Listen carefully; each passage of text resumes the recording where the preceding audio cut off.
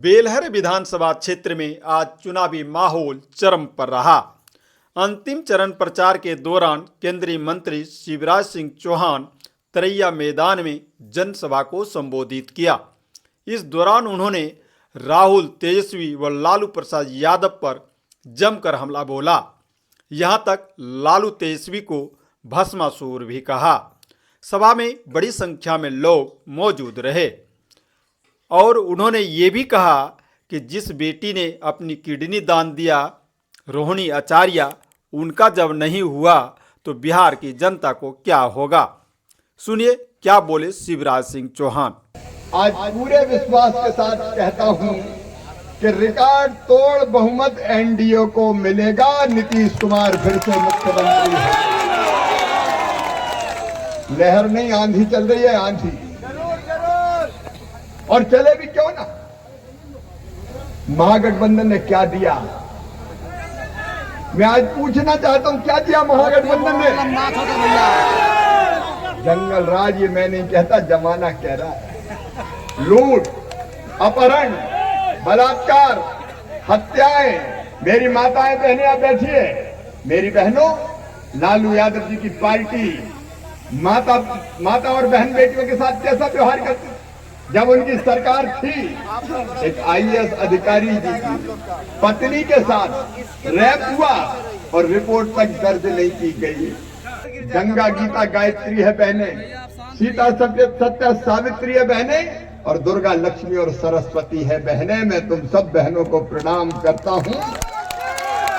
और ये हम केवल कह नहीं रहे, हमारी बहनें गरीब ना रहे, उनकी आंखों में आंसू ना रहे, 1000-2000 रुपए के लिए उनको झोली फैलानी ना पड़े, वो अपने पैरों पे खड़ी हो। इसलिए एनडीए की सरकार ने बनाई मुख्यमंत्री रोजगार योजना, और मेरी बहनों तुम्हारे खाते में 10,000 रुपया डाल दिए। बताओ डाले कि नहीं डाले? जोर से बताओ, डाले कि नहीं डाले? कांग्रेस ने कभी डाले थे क्या? आरजेडी ने कभी डाले थे क्या? एक फूटी कौड़ी नहीं दी। एनडीए की सरकार ने मोदी जी के आशीर्वाद से एक ऐसी योजना बनाई कि 1,21,00,000 बहनों के खाते में सीधे 10,000 रुपया पहुंच गए। और सुन लो मेरी बहनों, आज तुम्हारा भाई तुमसे कहने आया है, ये 10,000 तक सीमित नहीं रहेंगे, इसको बढ़ाकर 2 लाख रुपया तक ले जाएंगे। बहनों की जिंदगी बदलना है, हमें नाटक नहीं करना। बहनों की जिंदगी बदलना है। यत्र नार्यस्त पूज्यन्ते रमन्ते तत्र देवता। देवता वही निवास करते हैं जहां मां, बहन और बेटी को मान, सम्मान और इज्जत की नजरों से देखते हैं। और मेरी बहनों, मैं ग्रामीण विकास मंत्री भी हूं, कृषि मंत्री के साथ एक काम और मोदी जी कर रहे हैं। उनका संकल्प है कि हमारी हर बहन लखपति होनी चाहिए। बताओ बहनों को गरीब रहना चाहिए क्या? हर बहन लखपति होनी चाहिए कि नहीं? ये सपना नहीं है, ये केवल भ्रम नहीं है। लखपति दीदी, 1 करोड़ दीदियों को लखपति दीदी बना के दिखाएंगे।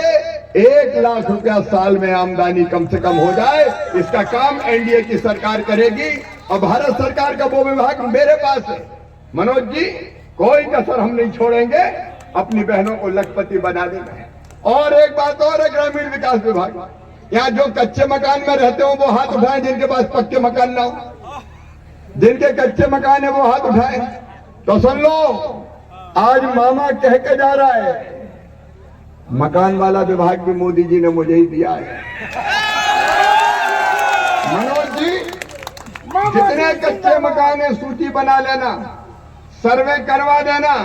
अभी भी तीसरी बार मोदी जी के प्रधानमंत्री बनने के बाद 12 लाख मकान बिहार को हमने दिए। जितने बचे शेष ऐसे गरीब भाई बहन हैं जिनके कच्चे घर है, उनको पक्का मकान देने की गारंटी मेरी है, भारतीय जनता पार्टी की, एनडीए की सरकार। क्यों कोई कच्चे घर में रहे?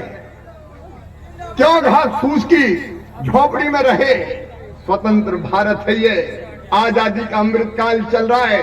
प्रधानमंत्री आवास योजना के अंतर्गत आपके मकान बनाने का काम किया जाएगा। महागठबंधन की सरकार, आरजेडी की सरकार ने बताओ विकास के कोई काम किए थे क्या? बिहार में सड़कें बनाई थी क्या? बिहार में बिजली आती थी क्या? अब शानदार हाईवे बन रहे हैं, लेकिन मनोज भाई हम गांव के मंत्री हैं। कोई भी गांव कच्ची सड़क वाला रह गया हो, छोटा भी तो बता देना, पक्की सड़क का निर्माण प्रधानमंत्री योजना के अंतर्गत कराएंगे। हम काम करने में विश्वास रखते हैं, आपकी जिंदगी बदलना है। और इसलिए मेरे किसान भाइयों, ये मोदी जी की सरकार है, मोदी जी की तय किया हमने, प्रधानमंत्री नरेंद्र मोदी जी ने हर किसान के खाते में कम से कम 6,000 रुपया महीना सीधे आने चाहिए। कभी कांग्रेस ने दिए क्या? अरे जोर से बताओ, दिए क्या? कभी आरजेडी ने दिए क्या? कभी महागठबंधन ने दिए क्या? कभी लालू जी ने दिए क्या? ढेला किसानों को नहीं दिया। अब बड़ी बड़ी बात कर रहे हैं। कभी राहुल जी आते हैं, कभी तेजस्वी जी आते हैं, हम हर घर में नौकरी दे देंगे। अब तक कहां गए थे तुम? अब तक कितनी नौकरी दी? और ये सही कह रहे हैं, अब कहां से दे दोगे? 2 करोड़ 60 लाख घर, 2 करोड़ 60 लाख नौकरी के लिए 12 लाख रुपया चाहिए। कहां से लाओगे ये तो बता दो। ये दोनों बबुआ बेईमान हमें पटियाने आए हैं। ये समझते हैं कि जनता बुद्धू बन जाएगी, लेकिन मोदी जी करेंगे बेड़ा पार, तुम्हें बतलाने आए। मोदी जी और नीतीश कुमार जी दोनों मिलके 1 और 1 2 नहीं है, 1 पे 11 है। 11 विकास की ऐसी बाहर लाएंगे कि दुनिया देखती रह जाएगी। और वैसे भी लालू जी हताश हैं, उदास हैं। अब तो घर में फूट पड़ गई है। जिस बेटी ने किडनी दी उसी को अलग कर दिया गया, और तेजस्वी का तेज तो तेज प्रताप ने ही खत्म कर दिया। घर में ही कौरव पैदा हो गए, आपस में मारा मारी चल रही है।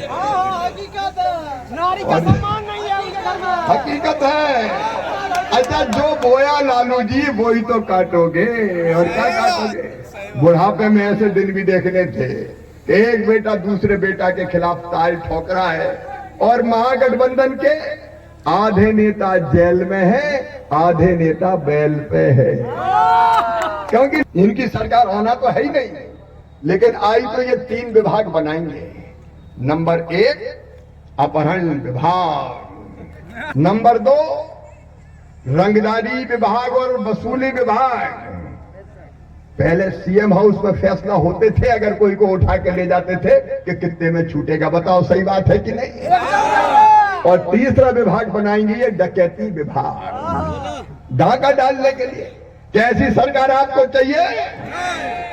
अभी मैं देखते आ रहा था मनोज जी, क्या शानदार धान की फसल आई है, बहुत अच्छी फसल आई है। लेकिन ये अच्छी फसल एमएसपी पे खरीदेंगे, मिट्टी के मोल नहीं बिकने देंगे, ताकि पसीने की पूरी कीमत किसान को मिले।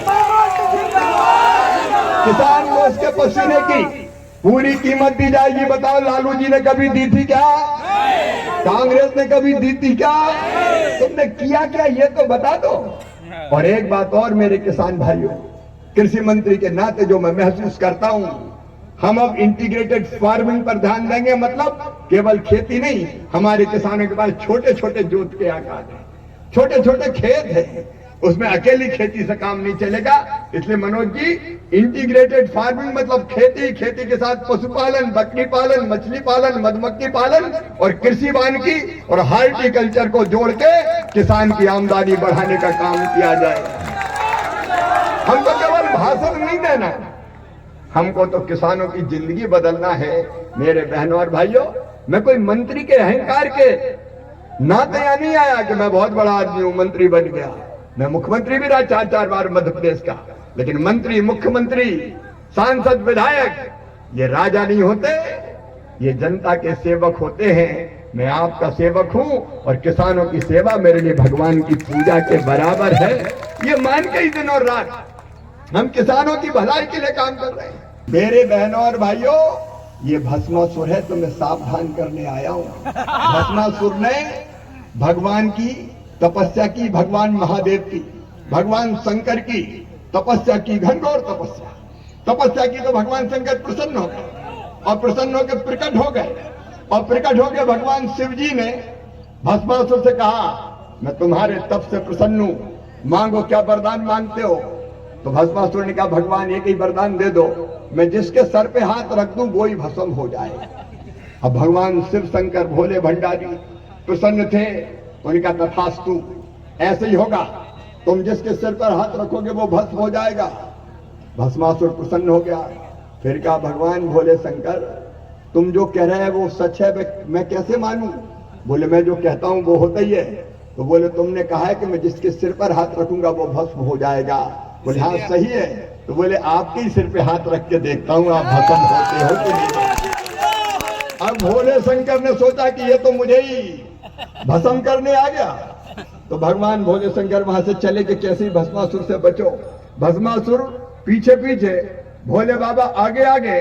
भगवान विष्णु को पता चला कि शिव जी फिर संकट में हैं, तो उनने मोहिनी का रूप धारण किया, एक सुंदर स्त्री का, और भस्मासुर के सामने पहुंचे। उनको देख के भस्मासुर ने कहा, मैं तुमसे विवाह करना चाहता हूं। तो मोहिनी ने कहा, एक ही शर्त है, मैं जैसे जैसे करूंगी वैसे वैसे तुम भी करना। बोले, मुझे मंजूर है। तो भगवान ने मोहिनी के रूप में नाचना शुरू किया। तो भस्मासुर ने भी नाचना शुरू किया, और नाचते नाचते भगवान ने अलग अलग हाथ अपने अंगों पर रखना शुरू किया। तो भस्मासुर भी वैसे वैसे ही कर रहा था, और ये करते करते भगवान विष्णु ने अपने सिर पे हाथ रखा, तो भस्मासुर ने भी अपने सिर पे हाथ रखा और भस्म हो गया। बोले शंकर। ये राहुल बाबा, तेजस्वी बाबू और सबसे बड़े लालू, ये भस्मासुर है। भस्मासुर अभी तो ये तपस्या कर रहे हैं, वरदान मांग रहे हैं, लेकिन वरदान दे दिया तो ये जनता को भस्म कर देंगे। मेरे बहनों और भाइयों, इनके चक्कर में मत आना। और मेरे भाइयों और बहनों, लालटेन में तो अब तेल खत्म हो गया, बाती भी बुझ गई। अब तो जनता ने एनडीए का स्विच दबा दिया है, ऑन कर दिया है, ताकि विकास का उजाला फैले। और इसलिए मैं आप सबसे निवेदन करने आया हूं, मेरे बहनों और भाइयों, इधर उधर के चक्कर में नहीं आना। समय मुझे ज्यादा इजाजत नहीं दे रहा, लेकिन मनोज बाबू, मैं आपको वचन दे रहा हूं, मोदी जी आपके संरक्षक हैं, नीतीश बाबू आपको आशीर्वाद दे रहे हैं, ये तो काम करेंगे ही, लेकिन मामा भी आपके साथ है, तो बोनस में मैं भी यहाँ की जनता की बिलहर की सेवा करूँ। चाहे कृषि का मामला हो, चाहे ग्रामीण विकास का मामला हो, आपको और बिलहर की जनता की सेवा को साथ दायरे में मैं कोई कसर नहीं छोड़ूंगा। मामा ऐसा है कि या तो हाथ पकड़ता नहीं है, और पकड़ लेता है तो जिंदगी भर छोड़ता नहीं है। हमने भी बिलहर की जनता को अब पकड़ लिया है, मैं छोड़ूंगा नहीं आपको। आप तो नहीं छोड़ोगे ना? प्रत्याशी है। अच्छा, ये महागठबंधन तो ये कलाकारी भी करता है, हाथ में तीर है और लालटेन बेटे को थमा दी। भैया ऐसे चक्कर में मत आना, इन बहरूपियों के चक्कर में मत आना। देखिए, प्रधानमंत्री नरेंद्र मोदी जी नंबर 1 है कि नहीं, बताओ? मुख्यमंत्री नीतीश कुमार नंबर 1 है कि नहीं? और अपने उम्मीदवार मनोज यादव भी नंबर 1 है कि नहीं? और बटन नंबर 2 है, तो 2 नंबर की बटन दबाना। कौन सी बटन दबाओगे? कौन सी बटन दबाओगे?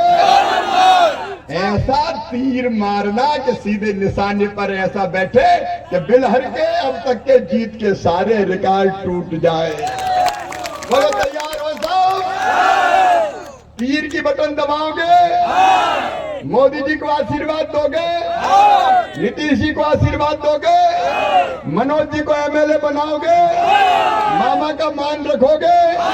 तो आइए, आज सभा में बिलहर की जनता संकल्प लेगी कि हर बटन तीर की बटन दबेगी, और रिकॉर्ड वोटों से मनोज यादव को हम विजयी बनाएंगे। बोले, तैयार हो? तो मेरे साथ सब संकल्प लोगे? तो अपनी अपनी जगह सब खड़े हो जाएं। आज तीर की बटन दबाने का संकल्प लेंगे और मनोज यादव को रिकॉर्ड वोटों से जिताने का संकल्प लेंगे।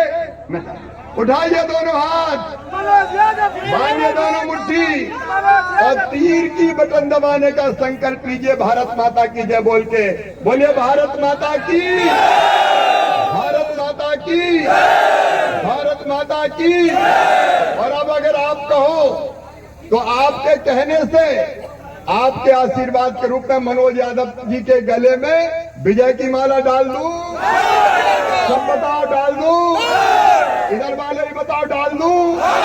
आइए मनोज जी, बहुत बहुत शुभकामनाएं। शानदार वोटों से जीत के आइए, विजय का रिकॉर्ड बनाइए और हम मिलकर विकास का रिकॉर्ड बनाएंगे, जनता की सेवा का रिकॉर्ड बनाएंगे। बहुत बहुत धन्यवाद, प्रणाम, नमस्कार। मनोज यादव जिंदाबाद।